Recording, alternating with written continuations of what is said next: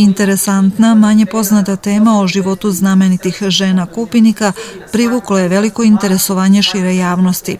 Projekat je pokrenuo Kulturni centar Pećinci, a predavanje je posvećeno ženama iz despotske porodice Brankovića u Sremu i dešavanjima vezanim za ovu porodicu u periodu kasnog srednjeg veka.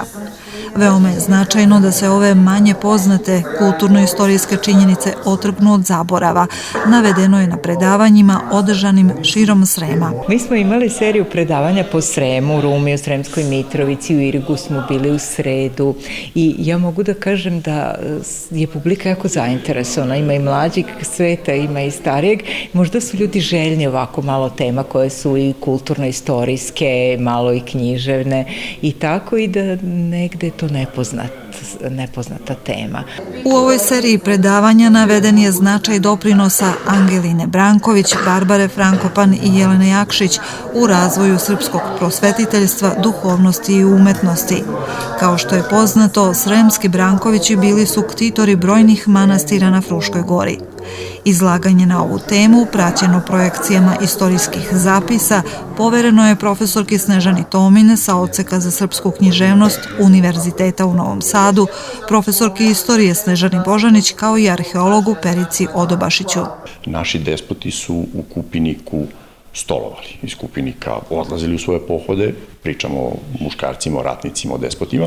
Svi su bili pripadnici Viteškog reda Zmaja, što je bila i obaveza i čast, ali njihove supruge, majke su malo skrajnute u istorijskoj nauci, a svakako su one na svojim plećima iznele sav teret istorijskih dešavanja, političkih intriga, svega onoga što se obijalo o srpsku despotovinu u Južnoj Ugarskoj.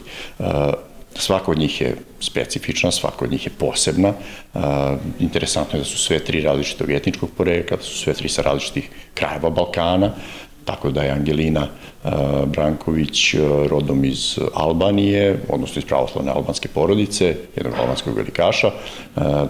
Barbara Frankopan je iz ugledne hrvatsko-dalmatinske velikaške kuće, dok je Jelena Jakšić iz znamenite i značajne porodice Jakšića iz Banata.